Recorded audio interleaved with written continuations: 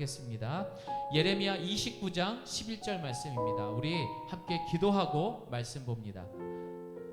말씀으로 이 땅에 오신 주님, 죄인인 우리를 예배의 자리로 불러주시니 감사합니다.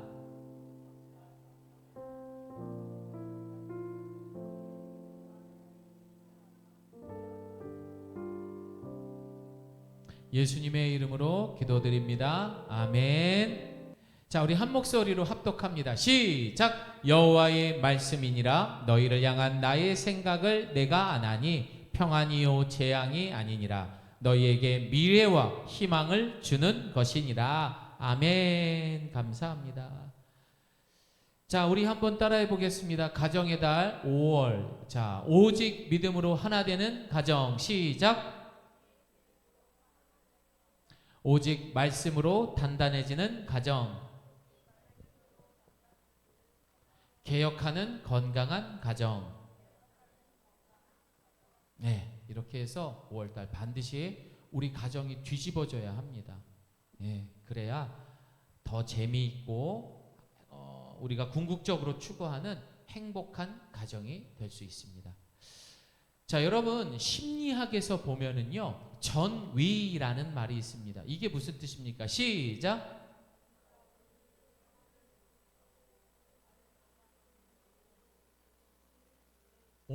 이게 전위예요. 이게 전위예요. 이런 예를 들면 뭐가 있냐면은요. 여러분, 이런 예를 들면은 우리나라 국민들이 잘 하고 있는 것 중에 광화문에 모이는 것들이 있습니다. 그런데 실질적으로 이곳에 모이는 사람의 심리 상태는 물론 나라에 대한 걱정도 있겠지만 궁극적으로 이들은 자신의 염려와 이런 모든 것들을 울분을 터뜨릴 수 있는 곳을 바로 이런 집회로 생각하는 분들도 많다라는 것입니다. 뿐만 아니라 회사에서 또한 학교에서 힘든 일이 있었어요. 그런데 그거를 우리 자녀들에게 화를 내는 사람들이 있습니다. 진아야, 엄마가 혹시 그래? 절대 안 그러시지? 대답을 못해요. 지금 우리 집사님이 찬양도 참 은혜롭게 했지만 어쩔 수 없어요. 우리 인간은요, 속상하고 힘든 일이 있으면 집에 와서도 그럴 수 있는 거. 그런 심리 상태가 뭐라고요? 전위라는 거예요. 또한 심리 상태 또 뭐가 있죠? 투사라는 것이 있습니다. 이건 뭐죠? 시작.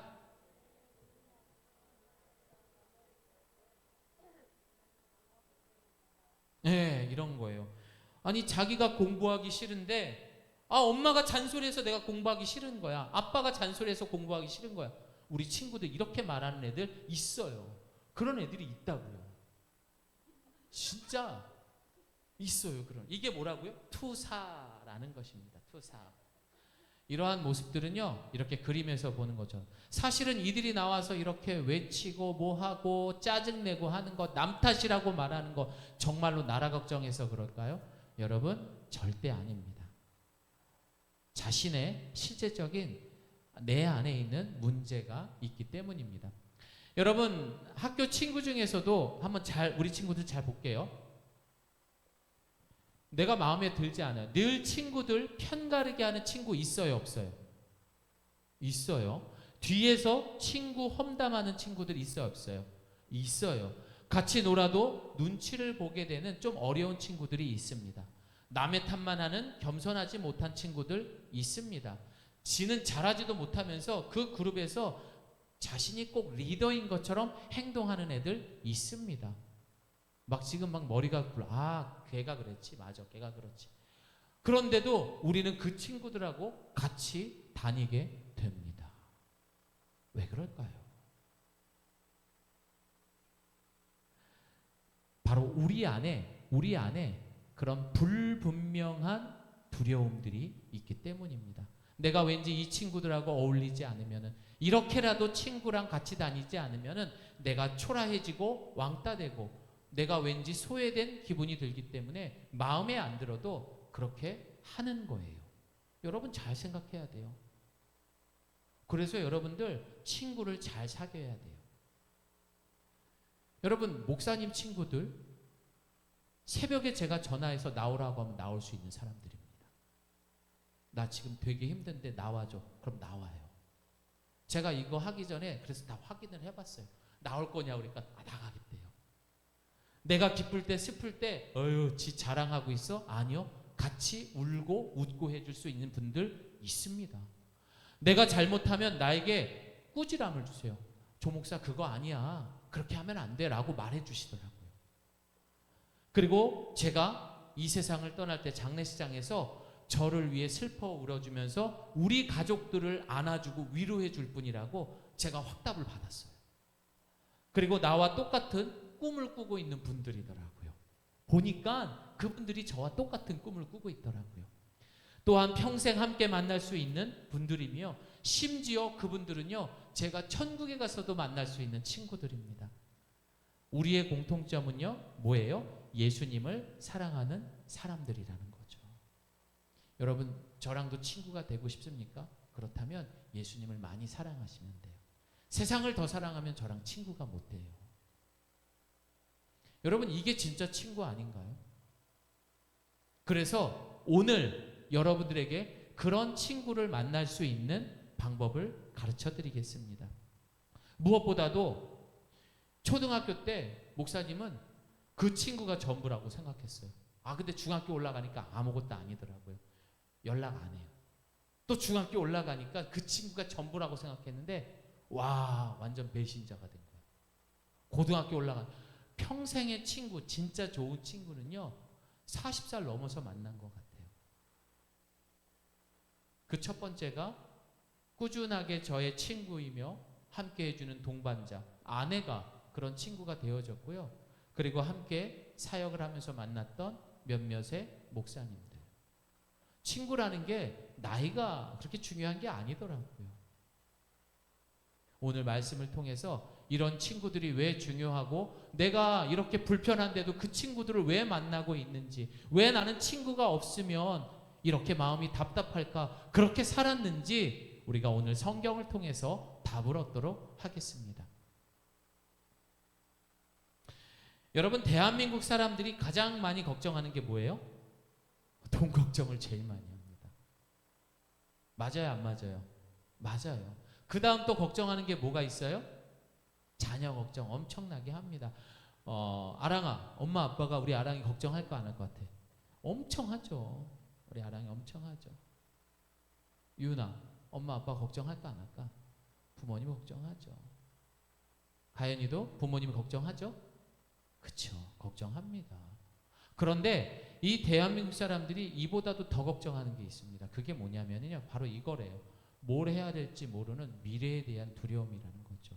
도대체 나는 뭘 먹고 살아야지만 걱정 없이 살아갈 수 있을까라는 그런 미래에 대한 두려움. 이 두려움으로 인하여서 미래에 대한 불안함과 두려움 때문에 우리의 삶이 완전히 뒤바뀌어 버렸어요.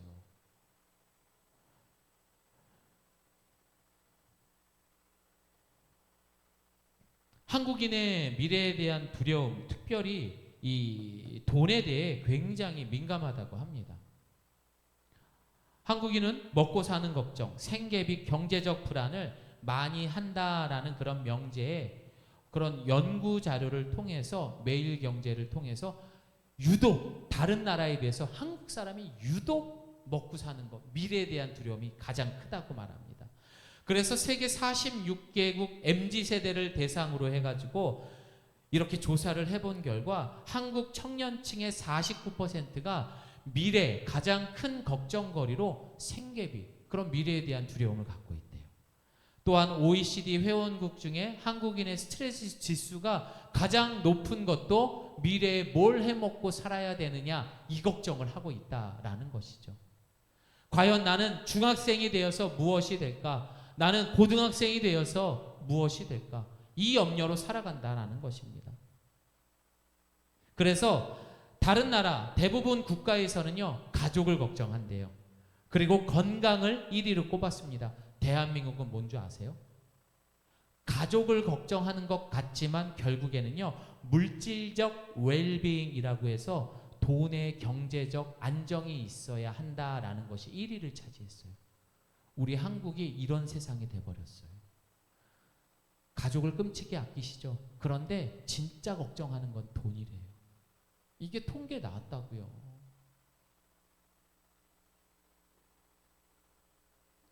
내 마음속에 한편에 자리 잡고 있는 이 불안과 두려움, 미래에 대한 이것 때문에 우리는 우리 아이들에게 짜증을 냅니다. 또 우리 아이들은 괜히 엄마 아빠에게 짜증냅니다. 투덜투덜 댑니다. 이게 현실입니다. 왜 그런가 했습니다. 왜 그런가 했더니요, 대한민국은 아주 오랜 시간 전부터 전쟁에 대한 그런 압박이 있었습니다. 그러다 보니까 우리는 생존주의가 우리의 역사 속에 배어 있었던 거예요. 그러다 보니까 자연스럽게 우리 몸에는 먹고 사는 것, 오직 이것에만 집중할 수밖에 없는 것입니다. 그뿐입니까? 1997년에 외환위기를 맞이했던 IMF, 이걸로 인해서 멀쩡한 중산층의 가정들이 무너지는 것을 보면서 어느 틈엔가 우리에게는 이 물질이 우리에게 압박을 주기 시작했던 거죠.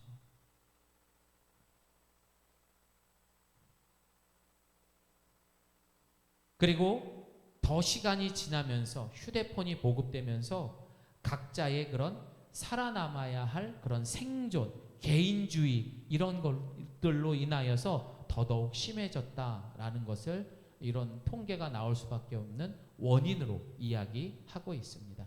결국에는요, 여러분, 우리가 왜 그런가 했을 때 그 이유는 뭐 때문이에요? 미래에 대한 두려움. 쉽게 말하면 꿈이 없는 거예요. 이 꿈이 없는 것, 정확한 꿈이 없기 때문에 우리는 아까 우리가 배웠던 전위, 투사라는 이런 심리적인 요인으로 인하여서 남의 탓만 하며 살았던 거고, 우리 친구들은 성적에 집착하고 친구들에게 집착할 수밖에 없는 것입니다. 그뿐입니까? 연인들끼리 요즘에 애인 폭력 뭐해서 연인들에게 집착하고 일 공부에 집착하고 부모들은 자녀들에게 자신의 꼭두각시가 되는 집착을 하는 그러한 모습들, 이 모든 것들이 무엇 때문이다? 꿈이 없는 거예요. 그런데 이러한 모습이 성경에서도 똑같이 있었습니다. 우리가 외환위기를 맞이하고 수많은 전쟁을 통해서 고통당했을 때 여러분 어떻습니까? 우리 몸에 미래에 대한 두려움이 생겼어요. 아, 먹고 살아야 되는데 현실만 보고 살았다라는 것이죠. 그런데 성경에 보면 이 이스라엘 백성들은요, 하나님께서 말도 안 되는 기적들을 보여주셨어요. 물이 없다고 하니까 바위에서 물을 내주시고, 밤에는 불기둥으로, 낮에는 구름기둥으로, 심지어 홍해를 가르시고 매일매일 먹을 것을 주야로 우리에게 허락하셨던 그 하나님에도 불구하고 이들이 광야에 나갔을 때 하나님의 기적은 생각하지 못하고 눈앞에 펼쳐진 현실만 보니까 이들 마음속에 두려움, 불안함, 집착하기 시작했던 거예요. 그리고 그 불안함은 누구에게 갑니까? 모세에게 갑니다. 함께 읽습니다. 시작. 이스라엘 자손 온 회중이 그 광야에서 모세와 아론을 원망하여 이스라엘 자손이 그들에게 이르되, 우리가 애굽 땅에서 고기가마 곁에 앉아 있던 때와 떡을 배불리 먹던 때에 여호와의 손에 죽었더라면 좋았을 것을 너희가 이 광야로 우리를 인도해 내어 이 온 회중이 주려 죽게 하는도다. 실제적으로는 현실의 모습을 보지 않고 하나님께서 인도하신 그 모습만 봤더라면, 하나님에 대한 꿈만 있더라면 이들은 불평하지 않았을 겁니다. 그러나 제일 만만했던 모세와 아론을 뭐라고 했던 것처럼, 마치 대한민국 사람들이 광화문에 모여서 나라와 정부를 향해서 규탄했던 것들처럼 자신의 풀 수 없는 것들을 가장 만만한 것들에게 풀기 시작하는 전위, 투사와 같은 심리적 기제를 이스라엘 백성들도 똑같이 했던 거예요. 하나님께서 보시기에도 이랬습니다. 시작. 이 일에 너희가 너희의 하나님 여호와를 믿지 아니하였도다. 그는 너희보다 먼저 그 길을 가시며 장마칠 곳을 찾으시고 밤에는 불로 낮에는 구름으로 너희가 갈 길을 지시하신 자신이라. 아멘. 뭐예요? 너희가 너희의 하나님 여호와를 믿지 아니하였도다. 내가 너의 인생을 아랑아 책임져 줄 거야. 네가 갈 길을 안내해 줄 거야. 근데 그걸 믿지 못했던 거예요. 그러다 보니까 미래에 대한 그 두려움으로 아랑이 마음속에 전위, 투사와 같은 심리적 기제로 내 탓이 아닌 엄마 아빠 탓이야, 이게 안 되는 탓이야. 남 탓을 하는 거죠. 안녕하세요. 네. 제가 작년에까지 일을 하다가 저한테 휴식기를 갖고자 일을 그만뒀어요. 그래서 지난 1년 동안 굉장히 저한테 많은 선물도 주고 휴식기를 굉장히 가져서 좋은 시간을 가졌는데요. 이제 돈이 떨어지니까 일을 해야 되는데 일을 하려고 보니까 제가 큰 문제에 맞닥뜨려 있더라고요. 제일 큰 문제는 제가 꿈이 없다는 현실을 제가 알게 됐어요. 그래서 어떻게 해야 되나? 그래서 굉장히 저는 이렇게 에너지가 넘치는 사람이고 굉장히 능동적인 사람인데 어느샌가 제가 보니까 굉장히 수동적이 되고 자신감도 없어지는 거예요. 그래서 친구들이랑 굉장히 많은 시간을 가지면서 여러 가지 얘기를 했는데 저뿐만 아니라 많은 사람들이 그런 고민을 갖고 있더라고요. 직장에 있는 친구들은 꿈이 없기 때문에 지금 되게 지루한 삶을 살고 있지만 돈을 벌어야 하니까 그냥 일을 하고 있고, 저 같은 경우는 이제 일을 가져야 되는데 꿈이 없기 때문에 무슨 일을 제가 하고 싶은지 제가 잘 모르겠는 거예요. 그래서 지금 일을 안 하고 있는 상태인데 제가 그냥 돈을 벌기 위해서 일을 해야 되는 건지 아니면 꿈을 더 찾아서 일을 해야 되는 건지 그거에 굉장히 지금 고민 중인데 어떻게 하면 좋을까 스님께 묻고 싶습니다. 스님께 묻고 싶어요. 자, 여러분, 이 자매가 했던 이 이야기는요, 중간에 울컥하기도 합니다. 그러면 이 질문을 자신에게 했을 때 이 문제가 이 자매에게 처음에 맞닥뜨린 사건일까요? 아니면 예전에도 경험했을까요? 또 앞으로도 경험할 것이라는 두려움 때문에 이런 질문을 했을까요? 여러분, 이건 이것만의 문제가 아닌 거예요. 지금까지 이러한 일이 반복됐기 때문에 결국 본인의 문제점을 자신이 알고 있는 거예요. 난 꿈이 없구나. 중요합니다. 그래서 여러분, 앞에 나왔던 이거는 뭐 다른 종교에 대해서 비방하는 게 아니라 우리가 다루고자 하는 것들에 대한 이 화제를 가지고 공통적인 이 주제를 가지고 과연 각 종교에서는 어떻게 이야기하는지 한번 나눠보는 거예요. 이 스님께서는 여기에 이렇게 나갑니다. 너 당장 나가서 내일부터 먹고 사는 문제만 생각하는 사람이 되어라 라고 말합니다. 그렇게 사는 사람은 근심이 없는 도인과 같은 사람이다. 왜냐? 다른 욕심이 없는 먹고 사는 것만 걱정하기 때문에. 그리고 생각이 많고 욕심이 많으니 돈이 더 필요하고 고민이 생기는 것이다. 거창한 꿈을 쫓기보다 욕심을 비우고 지금 눈앞의 일에 집중하라. 내 마음의 욕심을 비워냄으로써 평온을 찾고 내일 당장 마주하는 일터에서 하루치 성실함을 채워라 라고 이야기하고 있습니다. 자, 그렇다면 우리는 성경에서는 어떻게 그 답을 찾아가는지 함께 보도록 하겠습니다. 성경에서는 일단 이렇게 얘기를 하더라고요. 에이? 시작! 너희 중에 누가 염려함으로 그 키를 한 자라도 더할 수 있느냐. 여러분, 우리는 연약합니다. 아니, 제가 그래도 반백살을 살았잖아요. 어제 병원을 갔었는데 거기에 이렇게 보니까 만 50세라고 딱 뜨더라고요. 이렇게 살아보니까요, 진짜 저희들은 연약해 빠져 있습니다. 별것도 아닌 것들에 흔들리고 또 그게 전부인 것처럼 생각합니다. 그런데 옛날에는 그냥 넘길 수 있었던 것이 나이를 먹으면서 더 단단해지는 게 아니라 더 막 요동하는 그런 제 모습을 볼 때가 있더라고요.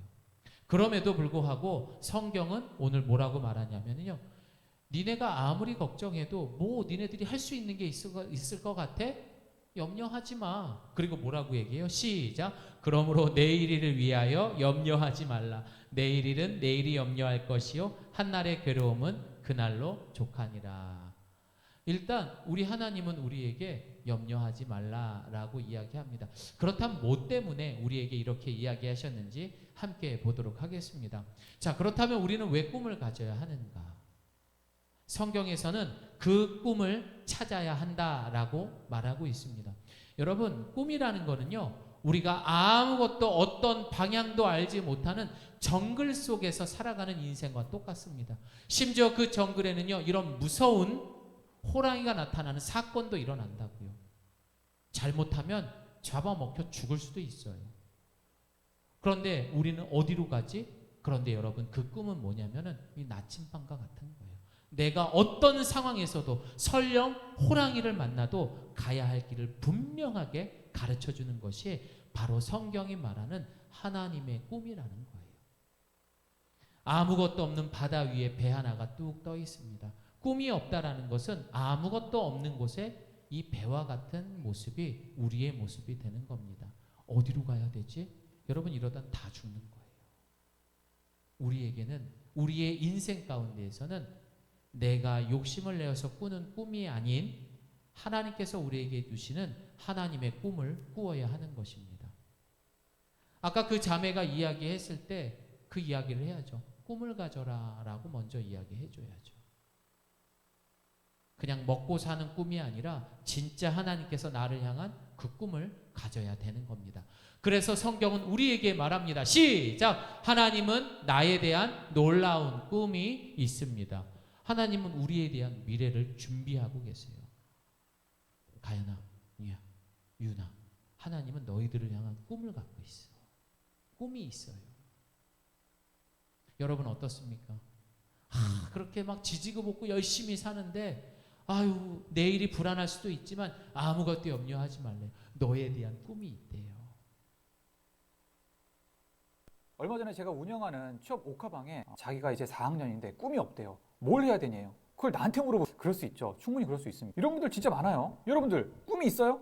로또 당첨, 코인 100배, 간물주 이런 거 막연한 거 말고요. 그런 거 없잖아요. 20대 중반 넘어가면 이제 꿈보다는 해야 되는 게 우선입니다. 여러분들 꿈이 직장인이었어요? 아니잖아. 근데 취업 준비하잖아. 먹고 살아야 되니까. 이런 친구들한테는 제가 이제 하고 싶은 거 말고 해야 되는 거, 할 수 있는 걸 하자라고 말씀을 드립니다. 지금 꿈을 찾기엔 너무 늦었어요. 아니, 찾을 수는 있는데 꿈만 찾느라 아무것도 안 하기엔 너무 늦었단 말이죠. 뭐라도 해야 됩니다. 해야 되는 거 뭐 있어? 외국어 성적이 낮으면 외국어 공부를 하면 되는 거고, 학점이 낮으면 학점 땜빵을 하면 되는 겁니다. 그리고 취업에 필요한 활동, 대외 활동, 인턴 이런 거 있잖아요. 어쩔 수 없어요. 지금 4학년이라면, 특히 4학년 2학기라면 꿈보다는 현실로 돌아와야 됩니다. 꿈? 여러분들 그 방구석 말고 사무실에서 일하면서 찾으면 돼요. 먹고 살아야 되잖아요. 꿈 깨세요. 여러분, 이게 현실적인 이야기, 팩트라고요. 이렇게 이야기한다고요. 야, 무슨 꿈이야. 중학교 2학년이 무슨 꿈이야. 공부나 열심히 해. 그 얘기예요. 여러분, 맞아요? 아니, 내가 공부만 하고 열심히 했는데 내가 원하는 만큼 성적이 나와. 실망해요. 친구들끼리 문제 생겨요. 고민 생겨요. 또 집안에 갈등도 있어요. 쉽지 않다고요. 아니, 그렇게 말하면은 나이가 70, 80, 90 먹은 어르신들은 꿈 갖지 말라는 이야기입니까? 저요, 이번 주에도 호스피스 하는 분들에게, 어르신들에게 그랬어요. 꿈을 가지세요. 꿈을 가지라고 이야기했어요. 부활의 소망을 갖고, 또 하나님께서 나의 기도를 통해 우리 가족이 하나님의 복을 받는 그런 꿈을 가지라고 오늘도 이야기하고 왔다고요. 현실에 맞춰서 무슨 꿈을 꾸느냐? 아니죠, 여러분. 이런 속삭임에 속지 않기를 소망합니다. 정신 바짝 차리셔야 돼요. 다시 한번 따라합니다. 시작. 하나님은 나에 대한 놀라운 꿈이 있습니다. 자, 꿈에 대한 현실은 이제 우리 초등학교 6학년이 오늘 제일 많으니까 지나부터 다 초등학교 6학년, 중학교 올라가요. 중학교 생활에 대한 걱정 있어요, 없어요? 있어요. 고등학교 진솔아, 있어, 없어? 지금보다 더 너한테 스트레스 줄 거야. 아주 미칠 정도로. 공부만 해. 너 벌써 자? 밥 먹지 마. 더 공부해야 돼. 야, 10시까지 아니야. 12시까지 공부해야지. 진솔아, 그게 현실이야? 좋겠다. 대학생활? 니네 뭐가 될 것 같지, 도요야? 아우, 내가 이 중학교 고등학교 끝내면 대학만 가. 대학교 가봐. 이제 취업 때문에 아주 미치지. 이것만 끝날 줄 알아? 너 군대 가야 돼. 뺑뺑이 돌아야 된다고. 새벽 6시면 일어나야지. 고참들 눈치 보면서 불침범 써야지. 아유, 너 되게 좋겠다. 갑자기 눈빛이 확 변했어요. 여기부터 진짜입니다. 여기까지는 아무것도 아니에요. 우리 어른들은 알잖아요. 회사 들어갔더니 얼마나 어렵습니까? 김전 집사님, 취업하니까 어때요? 행복해요? 자, 취업을 했더니 나는 천국에 있다, 지옥에 있다? 예, 너무 괴로워요. 결혼하면 어때요? 행복하세요? 이육성도님 말 잘해야 돼요. 예. 우리는 다 행복합니다. 우리는 다 행복한데 안 그렇다고 얘기하는 사람들도 있고. 제가 왜 이 결혼 이야기를 했냐면은 어쨌든 나에게 가족이 생기는 거잖아요. 책임감이 되기 때문에 이 짐은 여기 해왔던 것보다 더 무거워지는 것 같아요. 우리 아빠들이 이렇게 고생합니다. 우리 엄마들도 고생합니다. 또 이거 둘 중에 한 명 얘기 안 하면 큰일 나죠. 이게 바로 우리 꿈에 대한 현실이라고요. 그래서 요즘 세상은 꿈을 가져라 라는 말보다 아까 그 유튜버가 이야기했던 것처럼 내가 할 수 있는 것들을 찾아서 빨리 진행시켜라 라고 이야기하는 것이 오늘날의 꿈이더라고요. 그러나 미국의 팀 켈러 목사님은 이렇게 이야기하더라고요. 시작. 세상은 일과 성공을 통해 내 신분을 증명하라고 하지만 복음은 성경에서는요. 시작. 우리가 하나님의 자녀라는 신분을 줍니다. 그러므로 그리스도인에게 일이란 나의 야망을 이루는 도구가 아니라 이웃을 사랑하고 세상을 섬기는 거룩한 통로. 야, 이게 무슨 이게 갑자기 뜬구름 잡는 소리인가 싶은데요. 성경에 보면 답이 있습니다. 여러분은요 이미 하나님의 꿈을 가진 사람이라는 걸 믿으시기를 바랍니다. 왜 그렇습니까? 우리가 하나님의 자녀래요. 자, 에베소서 2장 10절 시작. 우리는 하나님의 작품입니다. 선한 일을 하게 하시려고 하나님께서 그리스도 예수 안에서 우리를 만드셨습니다. 하나님께서 이렇게 미리 준비하신 것은 우리가 선한 일을 하며 살아가게 하시려는 것입니다. 이게 뭐예요? 하나님의 꿈인 거예요. 여러분들이 그냥 내 배만 선효야 너만 잘 먹고 잘 사는 게 아니라 선효를 통해서 우리 선효가 어때요? 하나님의 형상을 닮은 애예요. 하나님의 거룩한 성품을 갖고 있는 애예요. 태생 자체가 사랑이요, 소망이요, 기쁨이요, 감사인 애라고요. 그거를 하나님한테 받은 거를 누군가한테 전해주는 뭐예요? 작품이에요. 자, 제가 선효는 하면은 여러분들은 하나님의 작품입니다. 이렇게 얘기하는 겁니다. 선효는 알겠니? 선효야, 알겠어? 그래서 우리 친구들은요 그걸 잊지 말아야 돼요. 하나님은 여러분에 대한 놀라운 능력, 그 재능을 통해서 이 세상에 선한 일을 하게끔 만드셨다라는 거예요. 그래서 하나님은 우리를 부르셨습니다. 하나님이 나에게 주신 소명, 그 부르심을 그래서 찾아야 하는 것입니다. 어둠이 가득한 세상에 살아남는 그 꿈을 찾는 방법은요, 여러분 오늘 본문의 배경을 보게 되면 예레미야가 살던 그 시절에는 바벨론이라는 나라에 이스라엘이 포로가 됐습니다. 이들에게는 아무것도 꿈이 없습니다. 그럼에도 불구하고 하나님은 이들에게 꿈을 주셨습니다. 심지어 나이가 많으신 어르신들에게도 하나님의 꿈을 주셨다라는 것입니다. 아까 보셨던 우리 자녀들 스트레스, 진로, 이런 모든 걱정, 이런 모든 것에 대해서도 암담한 상황일지라도 하나님은 우리에게 꿈을 주셨다라는 겁니다. 어떤 꿈이에요? 시작. 여호와의 말씀이니라. 너희를 향한 나의 생각을 내가 아나니 평안이요 재앙이 아니니라. 너희에게 미래와 희망을 주는 것이니라. 아멘. 여러분 요즘 사는 게 힘드십니까? 그러나 그거는 하나님이 우리에게 주는 재앙이 아니래요. 우리에게 준비한 미래는 뭐냐면요, 오직 희망을 주는 것, 오직 우리에게 평안을 주는 것, 이것이 바로 하나님의 궁극적인 우리를 향한 목표요, 그분이 우리에게 베풀어 주신 계획이라는 거예요. 지금 내가 뭔가에 집착하고 있고 내가 지금 거기를 붙들고 꿈쩍하지도 못하고 힘들다면은 우리는 꿈을 잃어버린 사람들입니다. 진솔아, 뭐가 제일 힘들어? 하나, 둘, 셋. 진아가 제일 힘들어? 진아는 뭐가 제일 힘들어? 하나, 둘, 셋. 현실 남매. 아랑이는 뭐가 제일 힘들어? 하나, 둘, 셋. 공부하는 거. 좋아. 아주 좋은 대답이야. 자, 우리 유연이는 맞죠? 아, 유연이란다. 우리 유은이. 너 왜 갑자기 반말이니 목사님한테? 자, 유은이는 뭐가 제일 힘들어?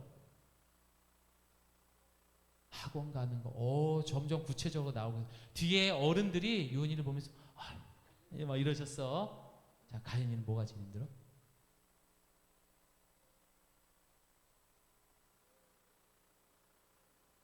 공부하는 거. 그래. 예빈이는?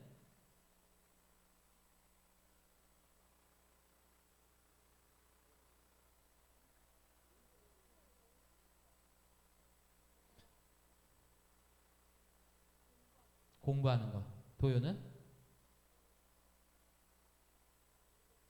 공부하는 거. 선유는? 옷 개는 거. 집에서 옷을 많이 개나 봐요. 네? 안 개는데. 그러니까 네가 해 뭐. 왜 안 해 그거를. 여기까지는 현실인 거고 넌 아직 배가 부른 거야. 옷 깨는 게 뭐야? 어유, 야, 너무 뜬금없다. 자, 그러나 여러분, 그렇다면은 우리는 지금 꿈을 잃어버린 거예요. 하지만 오늘 이 시간 하나님께서는 여러분을 향해서 소망을 주기 원하고 여러분을 통해서 평안을 주기 원하시는 하나님이라는 것입니다. 잘 생각해 보세요. 믿음이 없는 사람은 현실을 붙들 수밖에 없어요. 공부해야 돼. 그리고 친구에게 집착하고 핸드폰에 집착하고 돈에 집착하고 일에 집착합니다. 하지만 믿음이 있는 사람은 하나님께서 우리를 향해 말씀하셨던, 마치 예레미야를 통해서 이스라엘에게 말씀하셨던 것, 내가 너희를 향한 것은 재앙이 아니라 평안과 희망을 주기 위한 거다라는 약속을 붙드는 사람이 되는 거예요. 이것이 바로 하나님의 꿈. 잘 생각해 봅시다. 맞아. 우물 안에 개구리야. 나름대로 이 우물 안에서 이 개구리 얼굴 표정 봐. 얼마나 그놈의 내가 이래봐도 여기서 나름대로 명예가 있는 사람이고, 나 건강한 근육 봐요. 나 신앙도 있고 재산도 좀 있고, 뭐 살면서 아픈 상처도 있지. 그래봐야 이 사람은, 이 개구리는 지금 어디 있는 거예요? 우물 안에 개구리예요. 그래봐야 이 조그만 세상에서 정해져 있는 하늘만 보고 있는 거예요. 거기서 마치 자기가 최고인 것처럼, 그 안에서만 기쁨을 찾고 그 안에서 자기가 가장 실패한 사람처럼 살아가는 게 우물 안의 개구리라는 거예요. 그러나 고린도전서 2장 9절 시작. 기록된 바 하나님이 자기를 사랑하는 자들을 위하여 예비하신 모든 것은 눈으로 보지 못하고 귀로 듣지 못하고 사람의 마음으로 생각하지도 못하였다 함과 같으니라. 하나님께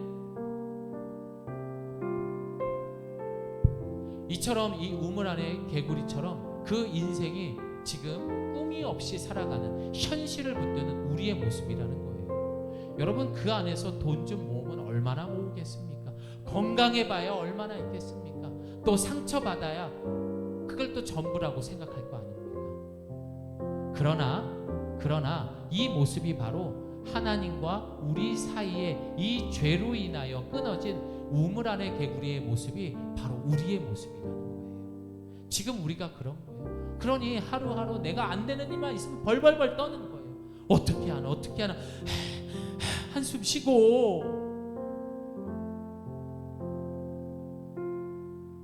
그러나 우리 주님은 그런 끊어진 다리에 우리에게 뭐라고 말씀하십니까? 시작. 예수께서 이르시되 내가 곧 길이요 진리요 생명이니 나로 말미암지 않고는 아버지께로 올 자가 없느니라. 걱정하지 마. 오늘 이 시간 내가 너를 그 우물 밖에서 끌어내 줄게. 왜냐? 내가 너에게 길이고 진리고 생명이거든. 여러분, 지금 개구리가 어떻게 된 거죠? 우물 밖이네.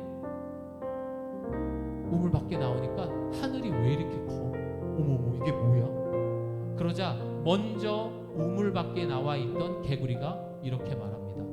야, 저 안에서 어떻게 살았냐? 야, 저 안에서 어떻게 살아? 얘처럼 살았던 거예요. 이 밖에 나오고 싶습니까? 아멘 하세요. 그렇다면 시작. 그런즉 누구든지 그리스도 안에 있으면 새로운 피조물이라. 이전 것은 지나갔으니 보라 새 것이 되었도다. 여러분이 예수 그리스도를 오늘 이 시간 영접하는 순간 그 예수님을 만나게 되면은요, 오늘 말씀처럼 우리는 우물 밖에 나와서 그동안에 우물 안에 있었던 모든 것들은 다 소멸이 되고 새 것이 되는 겁니다. 우물 밖에 나오잖아요. 그러면은요, 내가 평생의 장애를 갖고 있어도요, 내가 우물 밖에만 나오잖아요. 내가 이렇게 산소호흡기를 끼는 암, 말기, 환우라고 할지라도, 내가 이제 이 생의 마무리를 살아가야 하는 노년에 있을지라도, 또 한참 꿈을 꾸고 있을 사춘기 어린 아이들일지라도 여러분들, 우리는 결코 실망하지 않습니다. 그리고 무엇보다 우리 모두가 그 꿈을 가질 수 있다라는 거예요. 어떤 꿈? 우물 밖에 나와 있는 하나님의 꿈을 꾸는 거예요. 어떻게 그 꿈 한번 꾸어 보시겠습니까? 그동안 내가 붙들고 있던 모든 것들을 내려놓고, 이거 뭐지? 왜 이렇게 편안하지? 우리 함께 말씀 있습니다. 시작. 여호와의 말씀이니라. 너희를 향한 나의 생각을 내가 아나니 고향아니요 재앙이 아니니라. 너희에게 미래와 희망을 주는 것이니라. 이스라엘 백성들은요, 자신들이 이제 바벨론의 포로가 되었기 때문에 죽을 줄 알았어요. 이게 끝이라고 생각했죠. 하지만 너희를 향한 나의 생각을 내가 안대요. 알아. 니네들이 얼마나 힘들었는지 알아. 걱정하지 마. 오늘 이 시간 너희들에게 나의 새로운 너희를 향한 꿈을 줄게. 평안이고 그동안 너희들이 했던 것 재앙 아니야. 다시는 세상으로 돌아가지 마. 나와 함께 그 미래와 희망을 위해서 함께 가자꾸나. 그래서 우리 친구들은요, 우리의 꿈을 위해서 어른들도 이렇게 기도를 해야 됩니다. 시작. 꿈을 주신 하나님, 저에게 주신 제일 잘하는 재능은 무엇인가요? 제가 이 재능으로 어떻게 이웃을 돕고 세상을 아름답게 섬길 수 있을까요? 내가 우물 밖으로 나와 하나님의 꿈을 꾸게 해주세요. 예수님의 이름으로 기도드립니다. 아멘. 자, 우리 친구들만 잘 들어보세요. 평생을 남의 눈치 보면서 한 푼, 두 푼, 세 푼 이렇게 돈을 많이 모으는 게 낫습니까?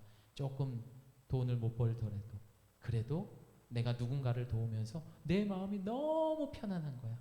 그리고 같은 꿈을 꾸는 사람끼리 만나서 함께 식사하고 함께 감사하고 서로 축복하고 살리는 그런 삶을 살고 싶겠습니까?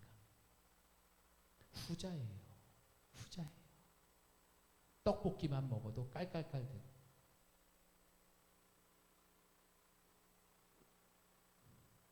제 친구들하고 만났을 때 비싼 거 안 먹습니다. 3,000원짜리, 4,000원짜리 먹어도요, 끊임없이 웃음이 떠나지 않습니다. 너무너무 행복합니다. 왜 그런가 했더니요, 그 꿈을 똑같이 꾸고 있기 때문입니다. 굳이 내가 어디 가서 열심히 뭔가를 하고 취미생활을 하고 또 내가 열심히 소비를 하고 해서 얻는 그런 게 아니라 진짜 하나님께서 나를 향한 가장 잘하는 것을 통해서 누군가를 섬기고 그 하나님의 꿈을 이루어갈 수 있는 우리 예가교회 성도님 되시기를 예수님의 이름으로 축복합니다. 아멘. 우리 이 시간에는요, 함께 기도 한번 딱 하겠습니다. 어떻게 기도하냐? 하나님, 저는 지금까지 살면서 내가 지금 집착하는 것들이 있습니다. 공부 때문에 너무 염려하고 있고, 친구 때문에 너무 걱정하고 있고, 앞으로 살아가면서 먹고 사는 것 때문에 너무 지금 집착하고 있습니다. 그런 나의 모습들 이제는 내려놓게 하시고 하나님의 꿈을 꾸는 내가 되게 해달라고. 이제 더 이상 우물 안이 아닌 우물 밖으로 나오는 삶을 사는 내가 되게 해달라고. 우리 이 시간 함께 기도하겠습니다. 하나님 아버지, 우리가 이 시간 예수님을 믿어야 합니다. 그 예수님을 통해서 우물 안이 아닌 우물 밖에 하나님의 꿈을 꿀 수 있는 우리 자녀들 되게 하여 주시옵소서. 특별히 함께하는 모든 이들 위해